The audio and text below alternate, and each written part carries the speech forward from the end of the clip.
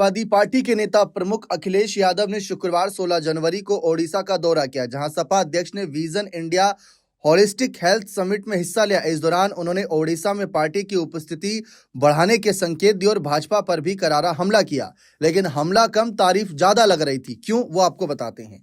पत्रकारों से बातचीत के दौरान अखिलेश यादव ने भाजपा पर गंभीर आरोप लगाते हुए कहा कि बीजेपी एक प्रोफेशनल पार्टी है जिसके पास संसाधनों की कोई कमी नहीं। बीजेपी डेटा चोरी करती है और चुनावी प्रक्रिया में एसआईआर के जरिए हेरफेर किया गया। उन्होंने कहा कि बीजेपी को हराना आसान नहीं है क्योंकि वह एक बेहद फोकस्ड पार्टी है।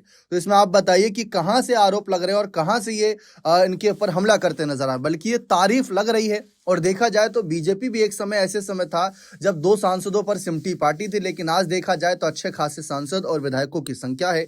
लेकिन दूसरी तरफ अगर आप देखें तो पत्रकारों के सवालों का जवाब देते हुए सपा नेता ने कहा कि बीजेपी का एजेंडा पूरी तरह कम्युनल है। जब जब बीजेपी कमजोर होती और विकास या अपने चुनावी घोषणा पत्र में किए गए वादों को पूरा नहीं कर पाती, तब वह सांप्रदायिक रास्ता अपनाती है। उन्होंने स्पष्ट किया कि समाजवादी पार्टी बंटवारे की राजनीति नहीं करना चाहती, बल्कि सभी वर्गों को जोड़कर आगे बढ़ने में विश्वास रखती है। ओडिशा जैसे राज्यों में संसाधनों का बड़ा भंडार है जो गरीब जनता के लिए है, लेकिन बीजेपी उन संसाधनों का इस्तेमाल अपनी पार्टी को मजबूत करने के लिए कर रही है।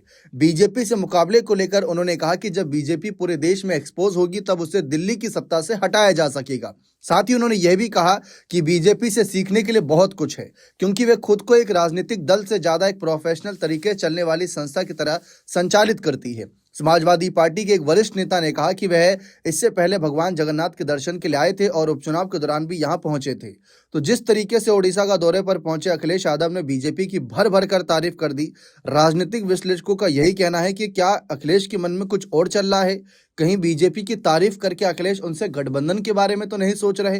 राजनीति में कुछ भी पॉसिबल हो सकता है। उद्धव ठाकरे का महाराष्ट्र में सबने हाल देखा, बिहार में तेजस्वी का सबने हाल देखा। इससे पहले भी अखिलेश 2 बार बीजेपी के सामने घुटने टेक चुके हैं, हार चुके हैं। लेकिन क्या तीसरी बार ऐसा ना हो, इस बार कोई अलग रणनीति बना सकते हैं? इस पर सबकी नजरें बनी हुई हैं। बने रहें चैनल के साथ। बहुत बहुत शुक्रिया।